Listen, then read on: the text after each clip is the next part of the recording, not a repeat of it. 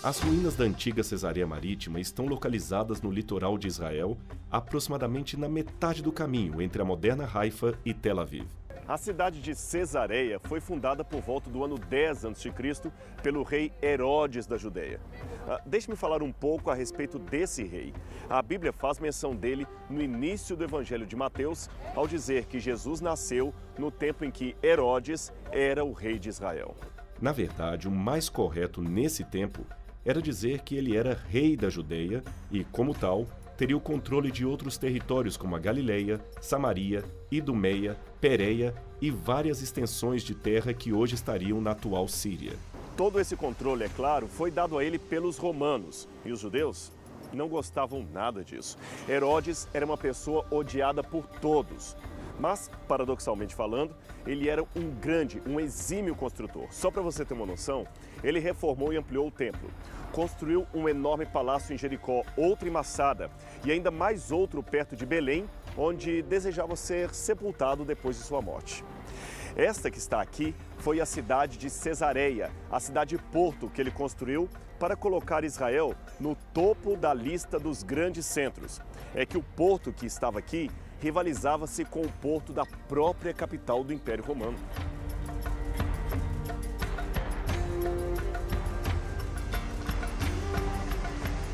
Vamos aos poucos, então, conhecer o que sobrou dessa cidade chamada Cesareia Marítima e ver a sua relação com a história dos judeus, da Igreja Cristã e com as páginas do Novo Testamento. Vem comigo!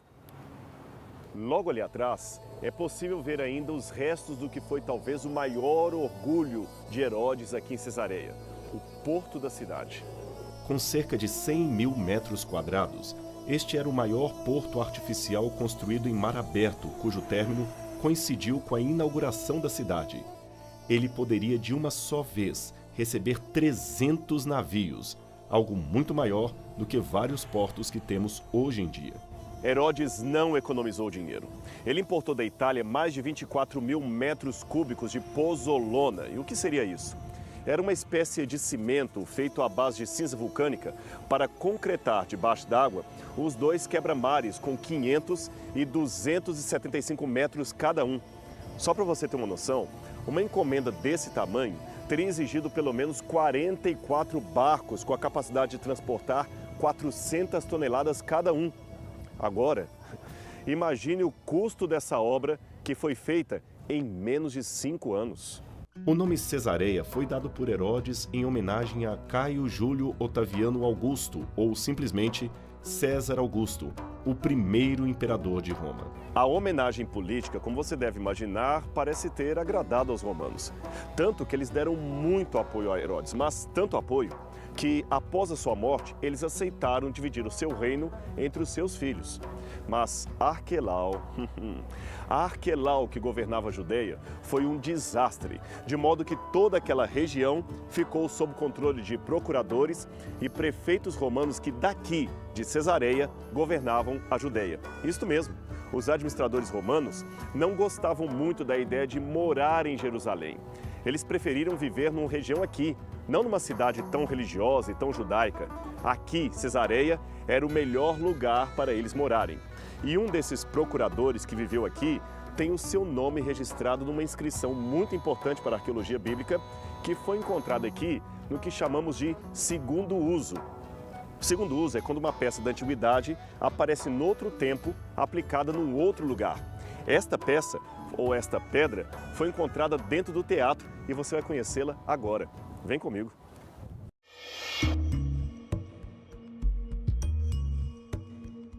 É esta aqui. Eu tenho uma réplica da inscrição que foi encontrada nesse lugar. A original foi levada para o Museu de Israel.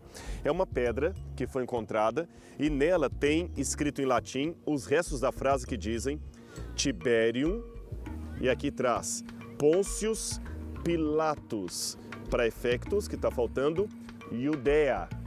Tibério César, Pôncio Pilatos, prefeito da Judéia. O nome Pilatos aparece bem claro aqui. Esta seria uma prova arqueológica fora da Bíblia da existência de Pôncio Pilatos, aquele que participou do julgamento e da morte de Jesus. Ele existiu sob o governo de Tibério, a mesma época em que diz a Bíblia, e ele governou daqui os habitantes da Judéia. Mas, por razões políticas, ele tinha de visitar Jerusalém nas festas religiosas e, numa dessas, se viu envolvido no julgamento de Jesus. Assim, Pilatos e todos os procuradores romanos moravam aqui em Cesareia e, deste lugar, controlavam Jerusalém. O resto do território continuava governado pelos outros filhos de Herodes. Herodes Antipas governava a Galileia e Herodes Filipe a região da Bataneia, Itureia e Abilene. Um procurador romano só deveria intervir com um contingente militar que estava à sua disposição quando estivesse em perigo a ordem pública ou o domínio romano na região. Entretanto, o exercício de seu poder limitava muito as funções do Sinédrio, em especial na cidade de Jerusalém. Existia entre os romanos e o Sinédrio um acordo tático de mútuo respeito. O império deixava o funcionamento do serviço religioso na mão dos judeus, desde que fosse mantida a ordem e os impostos a serem pagos a Roma. Por isso, Jesus foi preso pela guarda do templo, mas crucificado por guardas romanos. Você entendeu o processo? E por falar em guardas romanos, antigas inscrições encontradas exatamente aqui, nesse lugar onde eu estou, evidenciam que aqui era o lugar onde ficava o pretório e, por sua vez, era o lugar também da residência oficial daquele que era responsável pelas milícias romanas deste local. Esse comandante era o sexto na cadeia de comando numa legião e tinha a patente de centurião, isto é, aquele que comanda 100 homens. Era ele quem dava ordens e que deveriam ser obedecidas imediatamente pelo exército, inclusive ordens na formação militar. Também era este oficial que se encarregava da disciplina e da instrução dos soldados romanos. Uma vez que o centurião tinha uma guarda pessoal para si e para o governador, essa milícia era chamada de guarda pretoriana, isto é, encarregada da proteção do pretório. Um segundo pretório foi construído mais acima ali para servir de residência para o procurador de Roma. Mas vamos nos deter nessa casa aqui. Imagine que no passado esta parte do palácio seria completamente vigiada e comandada por um centurião da mais alta confiança do império, correto? Pois bem, o livro de Atos dos Apóstolos, capítulo 10, verso 1 a 8, fala de um episódio que pode ter ocorrido com alguém que morou aqui, nesta parte do palácio. Veja o que diz a Bíblia. Havia em Cesareia um homem por nome Cornélio, centurião da corte chamada Italiana, piedoso e temente a Deus com toda a sua casa, o qual fazia muitas esmolas ao povo e de contínuo orava a Deus. Esse, quase à hora 9ª do dia, viu claramente numa visão um anjo de Deus que se dirigia a ele e dizia: Cornélio, o qual, fitando os olhos nele e muito atemorizado, disse: Que é, Senhor? E disse-lhe: As tuas orações e as tuas esmolas têm subido para a memória diante de Deus. Agora, pois, envia homens a Jope e manda chamar a Simão, que tem por sobrenome Pedro. Este está com certo Simão curtidor, que tem a sua casa junto do mar. Ele te dirá o que deves fazer. E retirando-se o anjo que lhe falava, chamou 2 de seus criados e a um piedoso soldado dos que estavam a seu serviço. E, havendo-lhes contado tudo, os enviou a Jope. Interessante, não é mesmo? O texto segue depois dizendo que eles foram a Jope, que fica a uns 50 quilômetros ao sul de onde nós estamos. E de lá trouxeram Pedro para conversar com Cornélio. Pois bem, aqui possivelmente morou o primeiro converso não judeu, isto é, não circuncidado, que se converteu ao cristianismo, embora ao que tudo indica, ele já tinha bastante apreciação pela religião judaica. Aqui então, portanto, nesse lugar, Pedro possivelmente se encontra com ele e dá os primeiros e mais antigos estudos bíblicos acerca de Jesus Cristo para uma pessoa. A Bíblia fala ainda de um certo Filipe evangelista, que, é claro, não pode ser confundido com o Filipe, o apóstolo. Esse Filipe evangelista também morou aqui em Cesareia. Ele é citado diversas vezes no livro de Atos dos Apóstolos junto com Estevão, que era um dos 7 diáconos, homens acreditados, cheios de espírito e de sabedoria, escolhidos para a distribuição de alimentos entre as viúvas cristãs em Jerusalém. Atos 6, 1 a 6. Quando a perseguição espalhou a maioria dos cristãos, Filipe foi para Samaria e ali proclamou o evangelho. Ele também realizou muitos milagres e, com muita alegria, vários aceitaram a mensagem de Jesus e foram batizados. Inclusive, um certo Simão que praticava artes mágicas. Então ele, orientado por um anjo, foi até as bandas de Gaza e batizou um eunuco, servo da rainha da Etiópia. E então, arrebatado pelo Espírito, veio pregando de cidade em cidade até fixar residência aqui em Cesareia, ou talvez já até morasse aqui antes disso. O fato é que Atos 21, verso 8, o mostra residindo nessa cidade e sendo visitado por Paulo e Lucas, que passaram um tempo aqui em sua casa. Imagine o privilégio dele. No dia seguinte, partimos e fomos para Cesareia, e entrando na casa de Filipe, o evangelista, que era um dos 7, ficamos com ele. Atos 21, verso 8. O interessante ou trágico nessa história é que um profeta chamado Ágabo veio da Judeia com uma mensagem muito séria.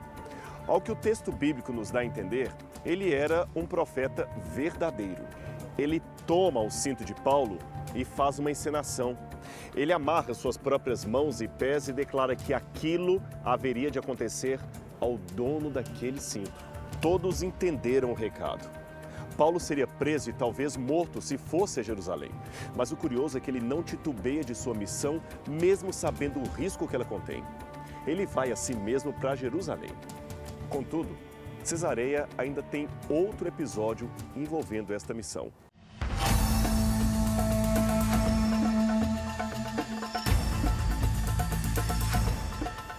Cesareia Marítima era uma cidade de muitos espetáculos. Atrás de mim está o hipódromo com as concorridas corridas de cavalo. Mas antes de mostrá-lo, eu quero apresentar uma curiosidade para você. Vem comigo. Você consegue imaginar o que seria isso aqui? Tem uma ideia? Um banheiro público. Isso mesmo. As pessoas, especialmente os homens, é claro, tomavam muita bebida durante as corridas a cavalo e logo precisavam de um lugar para as suas necessidades fisiológicas. Assim como o porto, o hipódromo foi construído para celebrar a inauguração da cidade no ano 10 a.C. No segundo século depois de Cristo, a parte sul do hipódromo foi reconstituída em forma de um anfiteatro e usada para a exibição de lutas de gladiadores. Imagine a velocidade dos cavalos correndo exatamente aqui onde nós estamos. Ouça o som da multidão gritando, o coração acelerado, a adrenalina correndo nas veias.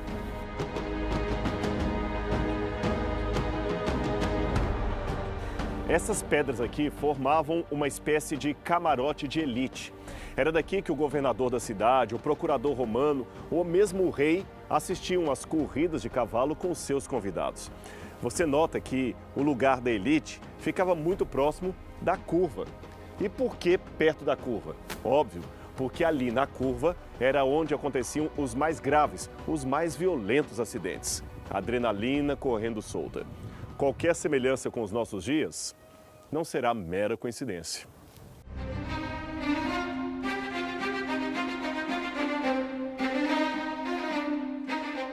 Agora vamos conhecer uma típica casa de espetáculos romana, um teatro daquele tempo.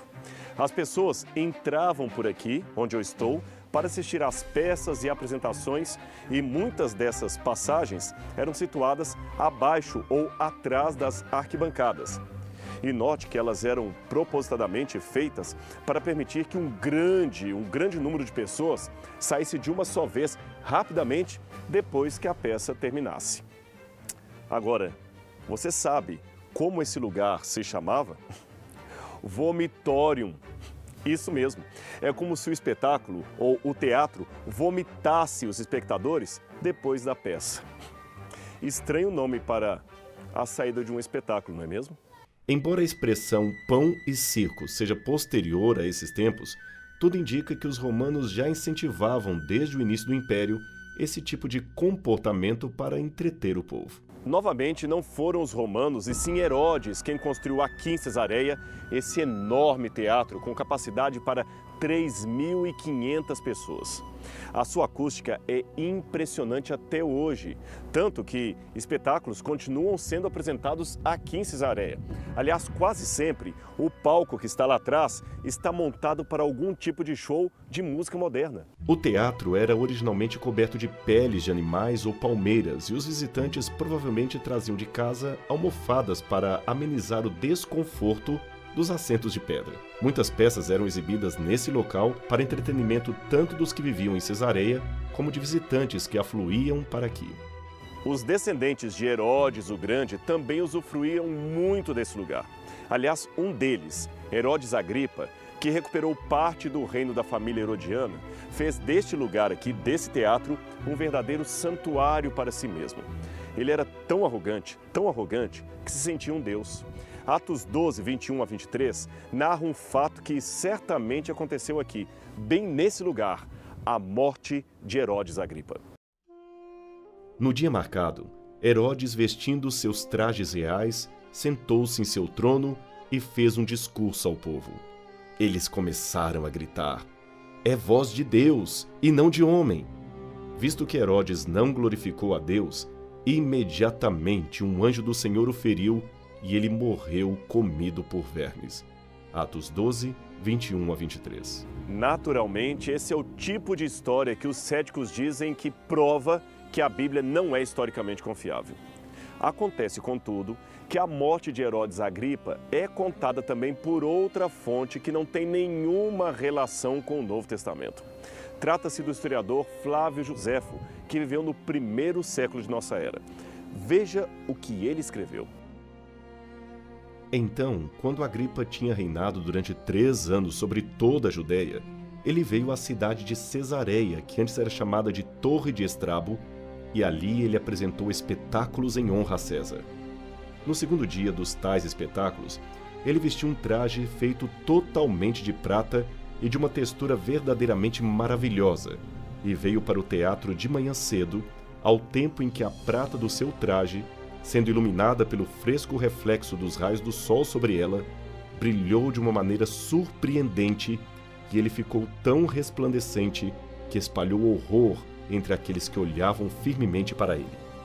E no momento, seus bajuladores gritaram, um de um lugar, outro de outro lugar, ainda que não bem para ele, que ele era um deus. Quanto a isto, o rei não os repreendeu nem rejeitou sua ímpia bajulação. Então uma dor severa apareceu em seu abdômen e começou de maneira muito violenta. Desse modo, ele foi carregado para dentro do palácio, e o rumor espalhou-se por toda a parte, que ele certamente morreria dentro de pouco tempo. E quando ele tinha se esgotado muito pela dor no abdômen durante 5 dias, ele partiu dessa vida. Imagine que exatamente logo ali atrás, onde nós estamos vendo agora, veio Herodes com sua pompa e orgulho, sem saber que em pouco tempo ele seria ferido pelo anjo do Senhor. Foi ele o responsável pela morte de Tiago, irmão de João, e pela perseguição a Pedro. Foi também Herodes o responsável pela perseguição da igreja que estava em Jerusalém.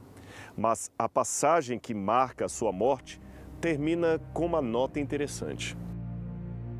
Entretanto, a palavra do Senhor crescia e se multiplicava. Atos 12, 24. E então fala de um certo Barnabé e Saulo que estavam cumprindo a sua missão. Esse Saulo será o grande apóstolo Paulo, cuja história também se cruza aqui com a cidade de Cesareia. Mas, para entendê-la, vamos voltar para o pretório e o palácio de Herodes. E enquanto nós vamos para lá, vamos recapitular a vida desse grande herói do Novo Testamento. Venha comigo, vamos pensar na vida de Paulo.